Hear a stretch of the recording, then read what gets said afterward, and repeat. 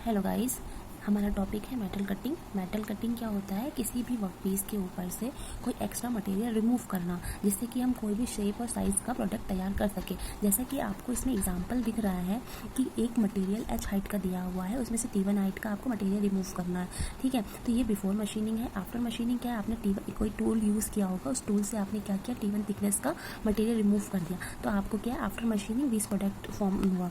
अब उसके बाद क्या कहते हैं इसको, कि जो प्रोडक्ट हमें मिला है उसको हम मशीन सरफेस कहते हैं। ठीक है, यही होता है आपका मेटल कटिंग। अब इसमें सबसे बड़ा ड्रॉबैक यही है कि सबसे ज़्यादा मटेरियल का लॉस होता है इन फॉर्म ऑफ चिप्स के फॉर्म में। ये इसका मटेरियल लॉस बहुत ज़्यादा होता है। अब हमें बात करनी है कि मटेरियल को रिमूव करने के लिए कौन कौन से मशीनिंग प्रोसेस यूज़ किए जाते हैं। पहला है कन्वेंशनल और नॉन कन्वेंशनल। कन्वेंशनल मतलब बहुत टाइम से जो प्रोसेस यूज़ होते आ रहे हैं, या नॉन कन्वेंशनल में है जो कुछ नए टाइप के प्रोसेस आए हैं या प्रोग्रामिंग बेस्ड मशीन्स बनाई गई हैं जिससे मटेरियल को रिमूव करना है। कटिंग में क्या है, पहली चीज़ क्या है, कन्वेंशनल में कटिंग और एब्रेसिव मेथड होते हैं।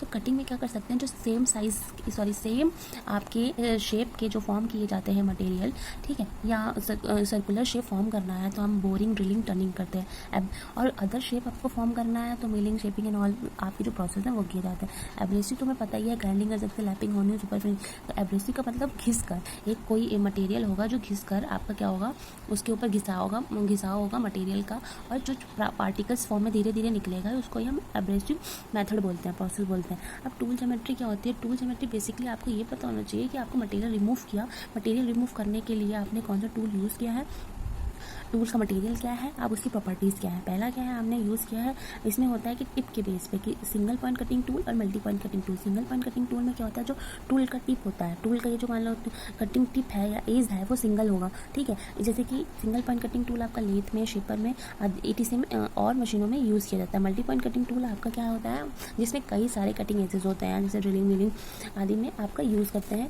Multi point. ठीक है, अब ये है कि इसकी टर्मिनोलॉजी क्या है। ठीक, पहली चीज़ क्या है कि इसको हम आपका ज्योमेट्रिक के किस फॉर्म में बना रहे हैं, सिंगल पॉइंट कटिंग टूल। अब जब सिंगल पॉइंट कटिंग टूल बनाने का एम क्या है कि कौन सा एंगल देना है, कैसे उसको पोजीशन को होल्ड करना है वर्क पीस के ऊपर, इसके इंपॉर्टेंट फैक्टर आपको पता होने चाहिए। पहला क्या है, मान लो क्या है कि कटिंग डायरेक्शन है, तो पहले चीज़ आपको ये पता होना चाहिए कि उस डायरेक्शन में हम टूल को रखेंगे जिससे आपका रेक फेस के ऊपर से मटेरियल फॉर्म हो। तो आपको ये पता होना चाहिए कि रेक फेस क्या होता है। पहला बेसिकली क्या है, पीछे के पोर्शन को हम शैंक बोलते हैं, जो मशीन में होल्ड या क्लैंप करने के काम आता है उसको शैंक बोलते हैं।